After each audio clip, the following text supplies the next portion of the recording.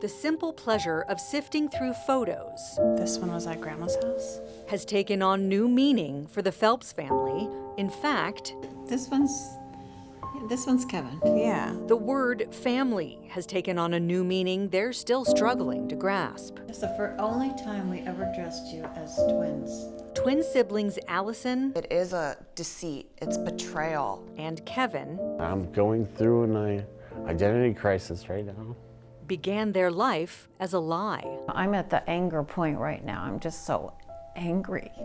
When Gail and Lee Phelps married, I was 31 years old, and my time clock, of course, was ticking, and I always wanted to have a child. to do that, the couple needed artificial insemination with donor sperm. We saw Dr. Ploutz, and he explained to us that it would come from Rocky Mountain Sperm Bank in Wyoming. Dr. Joseph Ploutz, Gail's OBGYN, operated the now closed Deseret Women's Care Clinic, which was located near St. Rose de Lima Hospital in Henderson. Gail met Dr. Ploutz at his clinic for the procedure when she was ovulating. I remember it like yesterday. It was Father's Day, June 17th, 1984. 9 months later, Allison and Kevin were born. They grew up here in Las Vegas, graduating from Green Valley High School in 2003. Kevin went on to UNLV. After Gail and Lee divorced, she struggled with the secret that he was not the twins' biological father. My mom wanted to tell us. She was waiting for the right moment. Around age 15, she felt the twins were old enough to understand and told them the truth. And it was shocking to find out, like, my dad wasn't really my dad.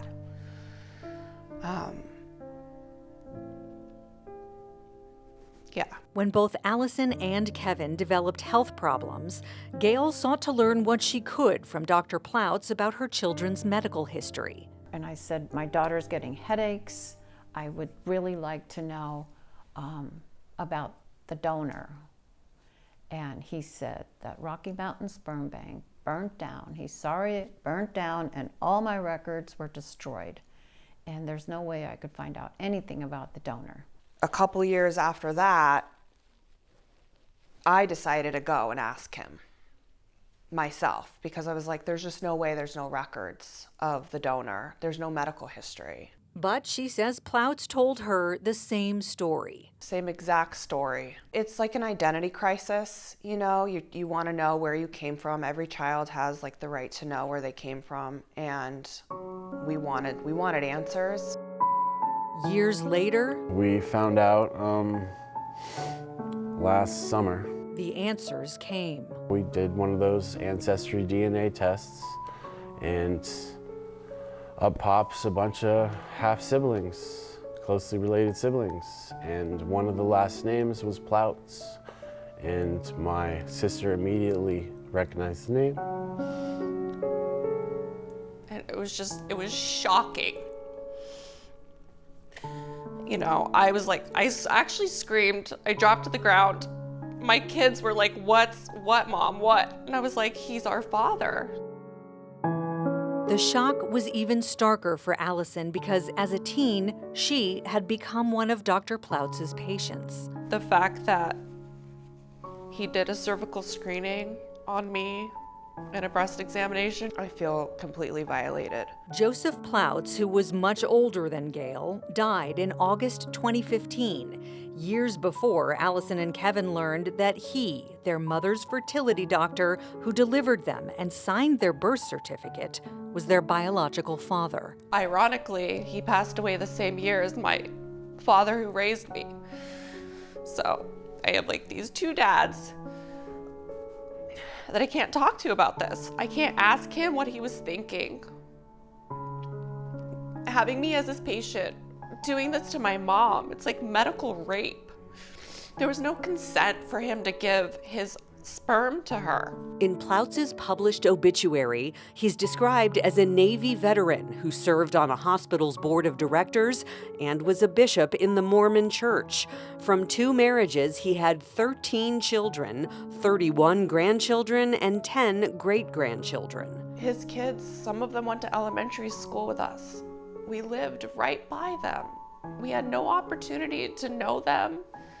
I mean, everything was a lie. I have a fear that I may have slept with my half-sister in the past growing up here. I don't know that I haven't. You know, I have a fear of dating now. I'm unable to date because I was born and raised here, and I'm afraid I'm gonna go on a date with my half-sister. Allison moved to Connecticut, where she's raising her family. Gail lives there too. Together with Kevin, who still lives in Las Vegas, they're suing Ploutz's estate. And I thought, what a violation. Attorney Christian Morris explains the ability to sue is relatively new. In the summer of 2023, Nevada became one of only 13 states to pass a fertility fraud law. This is dangerous because this is a process that should have checks and balances. The law being passed last year was the first step. While working on their case, they've made some key discoveries, including debunking Ploutz's story about donor records being destroyed in a fire. This email from the Wyoming State Archive says while the Rocky Mountain Sperm Bank closed in 2009, we didn't find anything showing a fire. It just shows the ultimate power that he had to take someone's body, use it as he saw fit. When they come in with questions, lie to them about what happened, and continue to practice as a trusted physician shows you the kind of God complex that needs to be looked out for. Another concern, the medical history on Ploutz's side of the family. There's Alzheimer's, there's cancers, there's kidney problems. I have a kidney problem. There's, liver disease. According to the lawsuit, sperm donors are required to undergo screening to detect and prevent health issues that might affect any children resulting from artificial insemination. The lawsuit says Dr. Ploutz did not undergo any such screening, and his DNA is problematic because it contains hereditary and genetic conditions, which give rise to serious health risks for Ms. Vesey and Mr. Phelps and their children. I get a lot of people have medical stuff, but he knew his medical history, and he knowingly gave us his sperm, which was a betrayal. The Ploutz family did not respond to our requests for comment on the lawsuit. Allison says the half-siblings she's reached out to have had mixed reactions.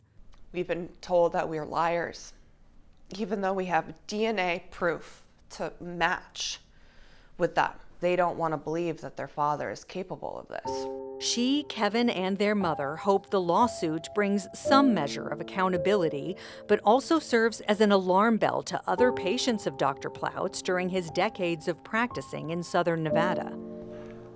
People out here in Vegas that went to his fertility clinic to have a baby need to go get DNA tested. They need to find out if they were deceived, like my mother. This is not a man who ran a fertility clinic and decided one day that this was the one lady that he was going to use his own semen with. There is no way on God's green earth this is just a one-off. While they wait to learn if their fears are true about other children Ploutz may have fathered, Kevin chooses to honor the only father he ever truly knew. I had a great father figure, which was Grandpa. I have a tattoo of him. He taught me how to swim. He taught me how to ride a bike. He went to my baseball games.